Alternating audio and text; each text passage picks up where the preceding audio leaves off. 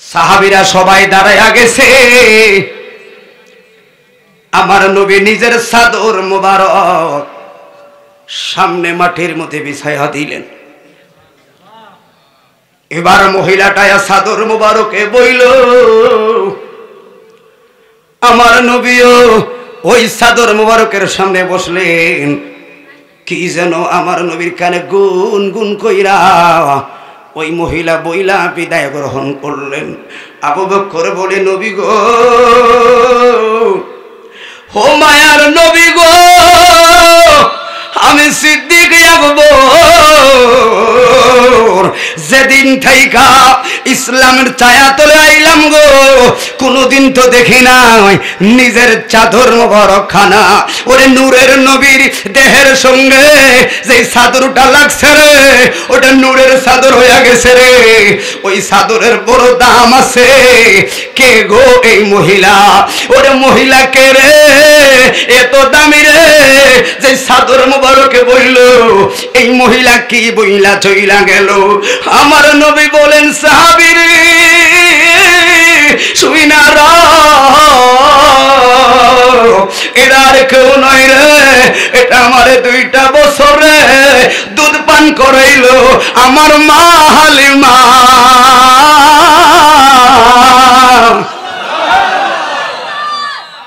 আফন মাতুর কথা, দুধ মার প্রতি কেমন শ্রদ্ধা সম্মান, কাপড়টা বিছিয়ে দিলেন দুধ মায়ের জন্য। তাহলে আপন মাকে কেমন শ্রদ্ধা করা লাগবে। এই জন্য যুবক আল্লাহ কোরআনে বলল, লা তাকুল্লাহুমা উফি ওয়া লা তানহারহুমা ওয়া কুল্লাহুমা কাওলান কারীম। কথাবার্তা ছাড়াছাড়ির কারণে তোমার মা যদি একটু উহু কয়া শব্দ করে, আল্লাহ কয় তোর দুনিয়াও বাদ, তোর আখেরাতও বাদ।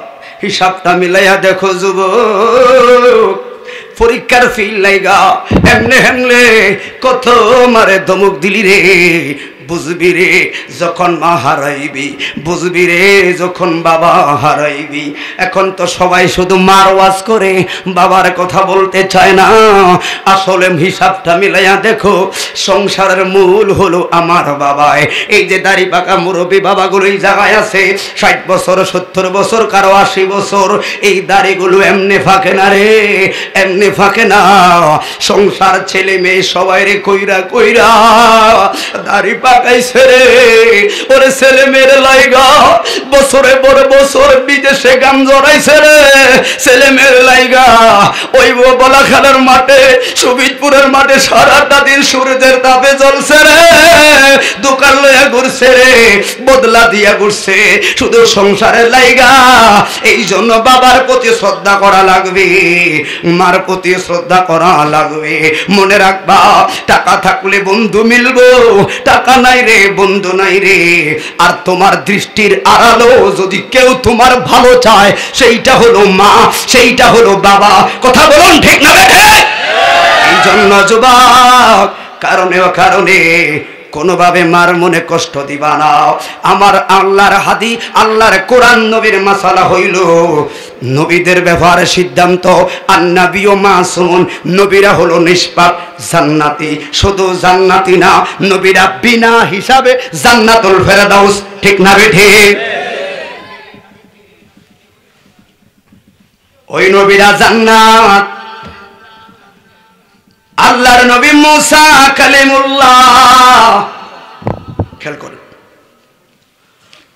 ওই মুসা কালিমুল্লাহ জান্নাতি। কারণ আন্নাবী ও মাসুমুন, নবীরা হলো নিষ্পাপ। মুসা নবী বলেন, মালিক আমার ব্যাপারে সিদ্ধান্ত কি গো? আল্লাহ কয়, মুসারে জান্নাতি। আল্লাহু আকবার। শুধু জান্নাতি না, জান্নাতুল ফেরদাউস তুমি মুসার জন্য।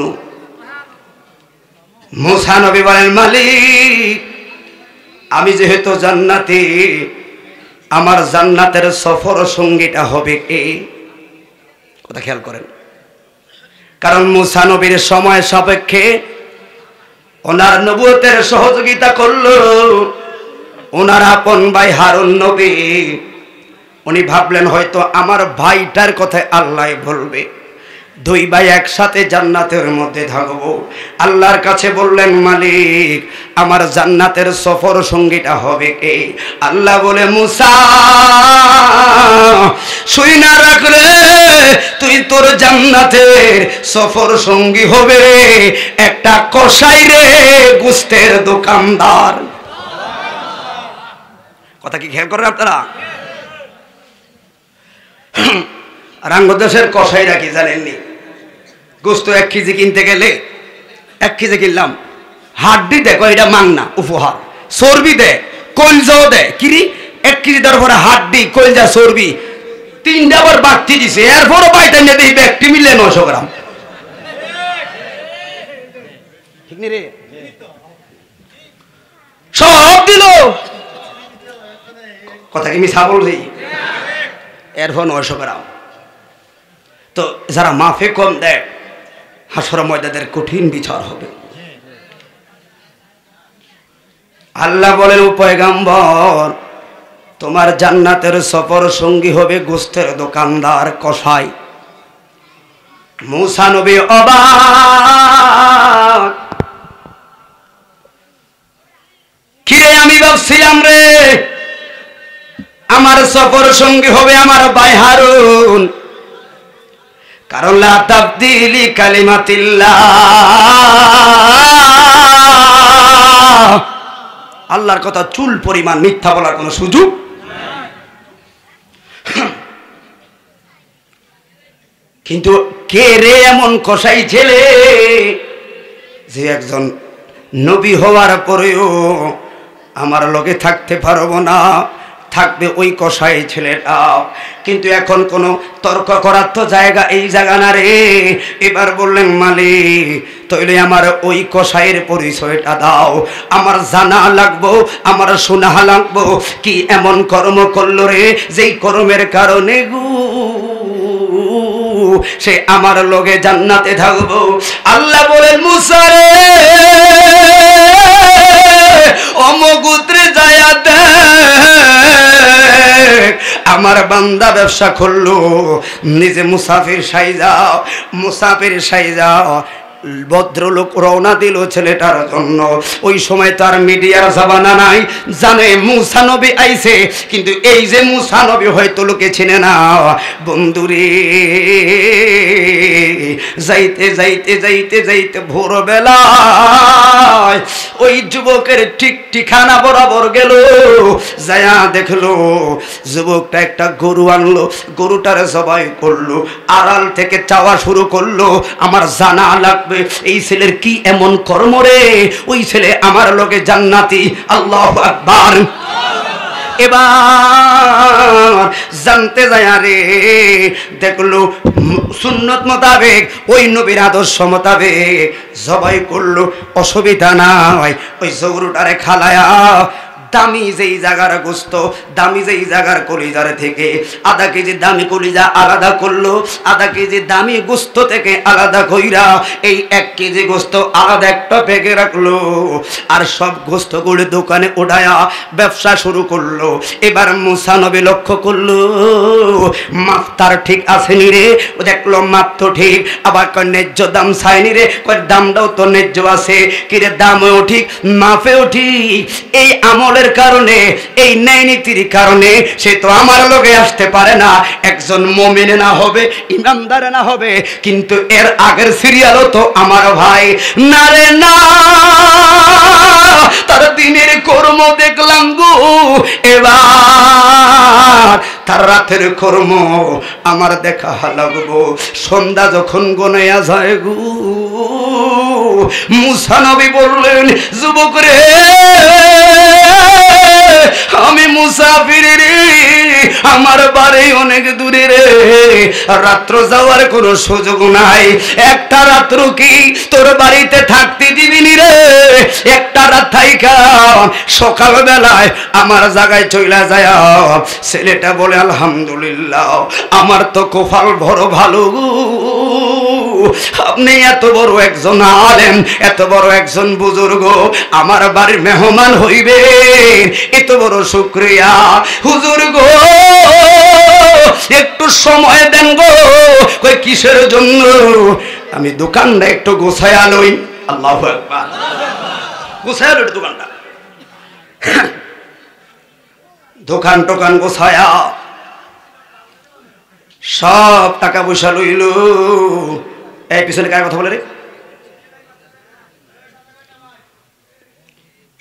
ওই দোকানদার টাকা পয়সা গোছায়া ওই যে সকালবেলা কি যে একটা ব্যাগে গোস্ত রাখলো, এটা লইয়া টাকা পয়সা লইয়া এবার হুজুরকে বলেন চলেন আমার সাথে। কথা খেয়াল আছে আপনাদের? যেই মাত্র বাড়িতে যায়, সামনের রুমে হুজুরকে বসাইল। ওই সামনের রুমে হুজুরে বসায়া ছেলেটা ভিতরের মধ্যে গেলেও আর বললো আপনি এই জায়গায় একটু অপেক্ষা করেন, আমি আসতেছি। এই ছেলেটা ভিতরে গেল রে, আধা ঘন্টা খবর নাই। মুসা নবী তো নরম না রে, বড় রাগী নবী। মুসা নবীর যখন রাগ উঠত রে, পাগড়ি দিয়া আগুন ধাউ দাউ করে জ্বলতো, সবাই দেখতে পাইতো। এবার মুসা নবী কয় কিরে, একটা ঘন্টা হইল ছেলের খবর নাই। মালিক রে ডাক দিল, মালিক কেমন একটা ব্যাগ করলা ছেলে গো, আমার লগে থাকবে জান্নাতে। যে মেহমানের প্রতি মুসাফিরের প্রতি আচরণ নাই শিখলো না, এর চাইতো আমার ভাই বলো। আল্লাহ কই নাল্লাহ মা'আস সাবিরিন,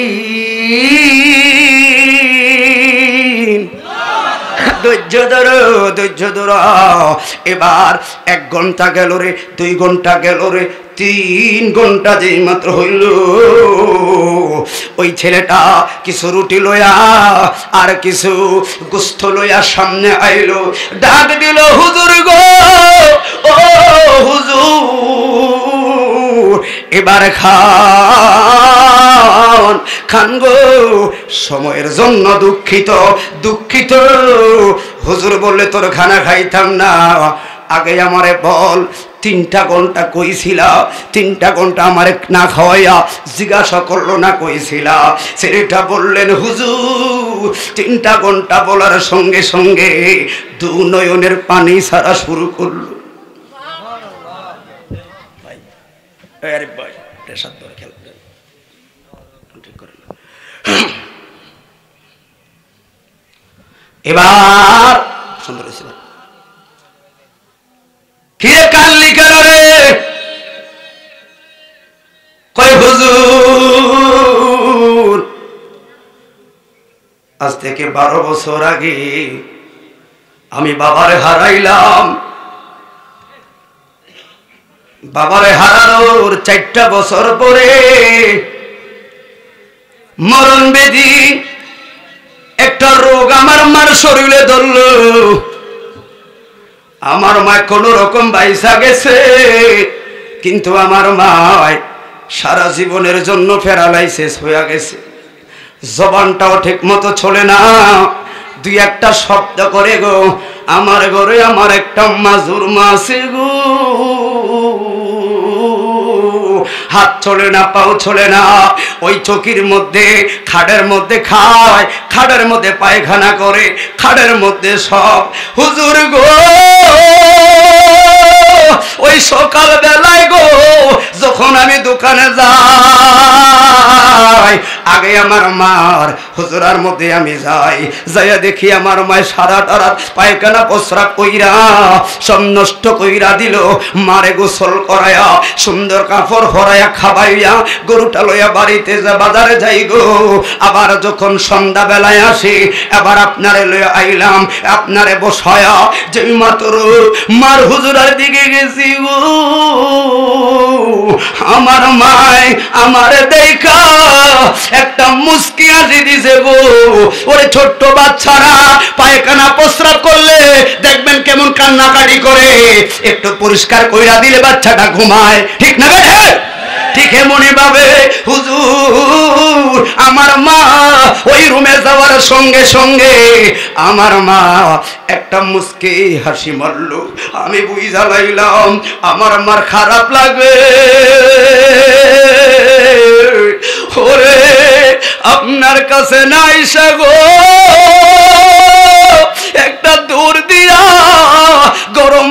বসাইলাম গো সব রাইখা ওই গরম পানি রান্না কইরা মারে গোসল করাইলাম, খাটটা পরিষ্কার করলাম, আমার মার কাপড় সুপড়গুলো ধুইলাম, এরপরে নতুন কাপড় পরাইয়া আমার মারে খাটে বসাইলাম। তারপরে হুজুর ওই যে একটা ব্যাগ দেখলেন, কয় হা, ওই ব্যাগে কিছু গোস্ত ছিল গো, নিজেই কাটলাম, নিজেই ধুইলাম, নিজেই রান্না কইরা রুটি বানায়া আমার মারে খাওয়ায়া আপনার কাছে আসতে আসতে 3টা ঘন্টা আমার সময় লাগলো, ক্ষমা কইরা দিলি।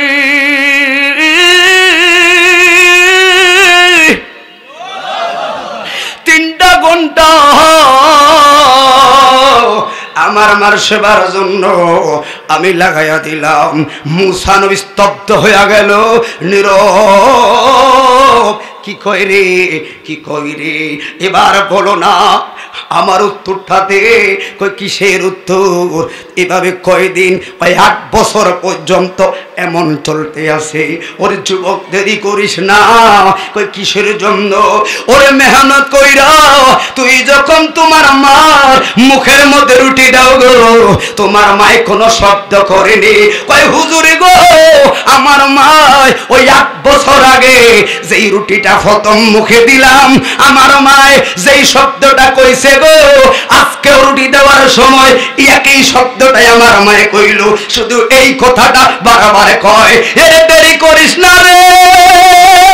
ওই শব্দটা কি রে? কয় হুজুর রুটি প্রথম লুকমা খায়া আমার মায় আল্লাহর কাছে চোখটা তুইলা কয়, মালিক রে, ও মালিক, আমার সন্তানটা রে জবানার পয়গম্বরের সঙ্গে তুমি জান্নাতি বানায়।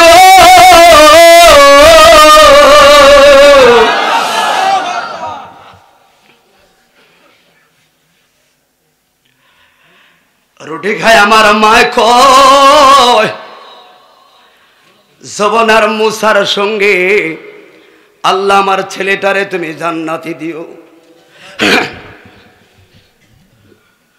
মুসা নবী 2 নয়নের পানি ছাইরা কয়, যুবক রে দেরি করিস না, আয় রে আমার বুকে আয়। কিসের জন্য? আমি আর কেউ নয় রে, আল্লাহর নবী মুসা তোর হুজরায় আইলাম। আল্লাহর কাছে জানতে চাইলাম জান্নাতের সফর সঙ্গীকে। আল্লাহ কইল গোস্তের দোকানদার। বিষয়টা শুনে অবাক হয়ে গেলাম। যেই জায়গায় হারুন নবী আসতে পারলো না, তাহলে তোমার কিসের কর্ম রে? তুমি আমার লগে থাকবা। ওরে যুবক, ওর মার সেবা যে করলি আর তোর মায়ে যে দোয়া করলো, ও মাওলা আমার ছেলেটারে জবানার পয়গম্বরের সঙ্গে জান্নাতি বানায় দিও। আল্লাহ যে দোয়া 8 বছর আগে কবুল করছে, ও জান্নাতের সফর সঙ্গী।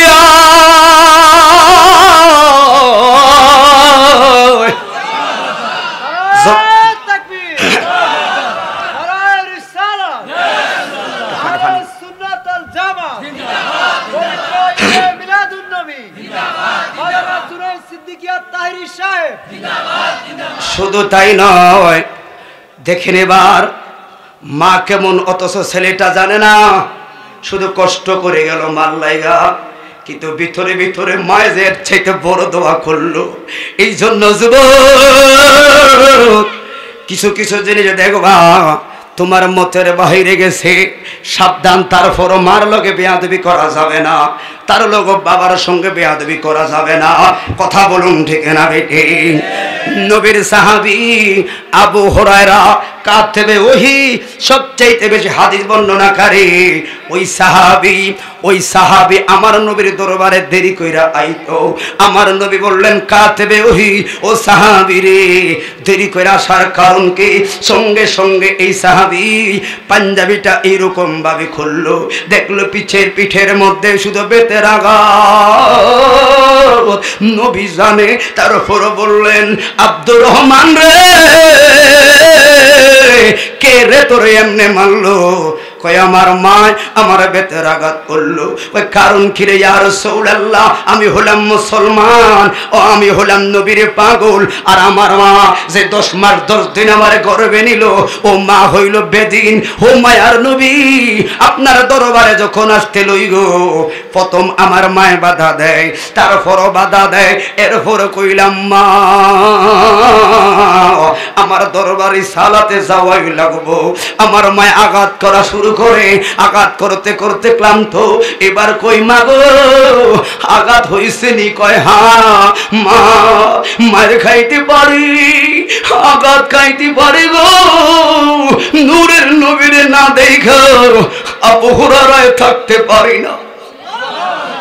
এবার কয় মায়ার নবী আসার জন্য বাহানা করি বিদায় এমন মারে, কয় তোমার মনে কি চায়? কয় আমি আবু হুরায়রা জান্নাতি, আর 10 মাস 10 দিন মায় ফেটে লইয়া বুঝি মায় হবে জাহান্নামী। আমি আমার মার হেদায়েতের জন্য দোয়া চাই। আমার নবী সঙ্গে সঙ্গে হাত তুললো, হাতটা যেই মাত্র তুললো আবু হুরায়রা একটা লাফ দিয়া গোট থেকে বার হইয়া একটা দৌড় মারলো। বন্ধু বান্ধবরা কয় আবু হুরায়রা রে এমন দৌড় তো আর কোনদিন দিতে দেখি নাই, কই যাও দৌড়ায়া? কই বাধা দিস না রে। কই কারণ কি রে? কই আমার মার লাইগা আমার নবী হাত তুইলা দিছে রে। মার নবীর দোয়া কি আগে বাড়িতে যায়নি রে, না আবু হুরায়রা আগে বাড়িতে যায়? এই জন্য দৌড়াইলাম রে, আমার আকিদা আগে নবীর দোয়া যাইব। দরজার সামনে যায়া শব্দ করে না, আস্তে কইলেন মা।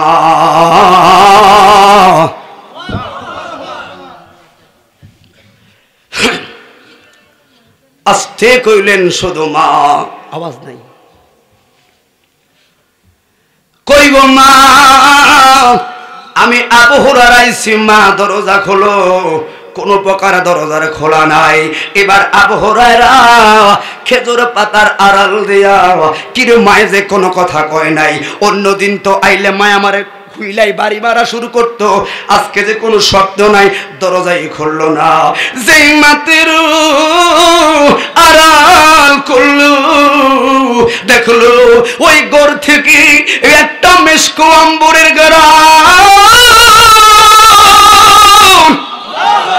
আবু হুরায়রা কয় মা, ও মা গো আসো আর না আসো একবার কইবানি, এই গন্ধ এই গ্রাম তুমি কই পাইছো? এই সুগ্রাম আমার ঘরে কই আইছে গো?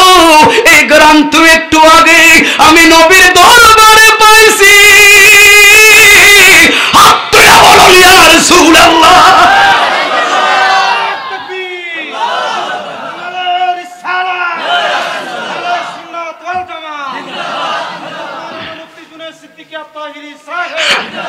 ও মা, যে গ্রামটাই আমার ঘরে কই ওই গ্রাম একটু আগে আমি তো নবীর দরবারে পাইলাম। মা কই পাইছো এই গ্রাম?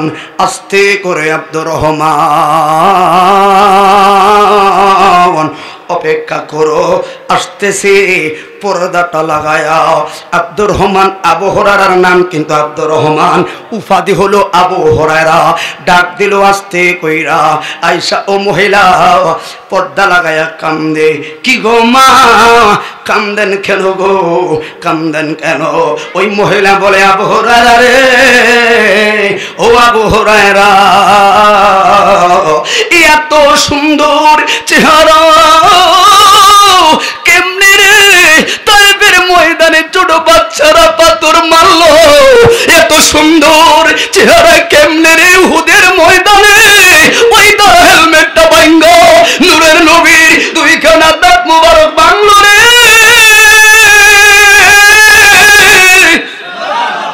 ও আবু হুরায়রা, আমি তুমি যখন বিদায় গ্রহণ করলা আমি একটু হুজরার মধ্যে আরাম করব, এমন সময় ঘরের বাহির দেখা আমার কে যেন ডাক দিয়া কয় আব্দুর রহমানের মা।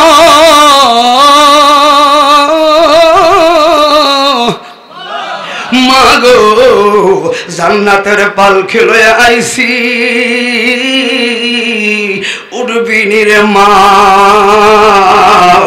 এটা এমন একটা ফালকিরি, উঠলে আল্লাহর জান্নাতে গো। ওরে আবু হুরায়রা দরজার পাক দিয়ে একটু নজর কইরা দেখলাম রে, দেখা তো পাগল হয়ে গেলাম, অবাক হয়ে গেলাম, প্রেমের সাগর ডুইব আফসোস করা শুরু করলাম রে। আমার ছেলে যে বারবার কইতো মা এবং নবীর দরবারে যাই গো, সেই নবীর দরবারে যদি একবার যাও তুমি আরো বেশি পাগল হইয়া যাইবা। আবু হুরায়রা রে খেজুর পাতার আড়াল দিয়া দেখি রে মা আমেনার নয়ন মলি সামনের গায়ে দাগ আছে রে। ও নূর নবীর চেহারার দাগ না।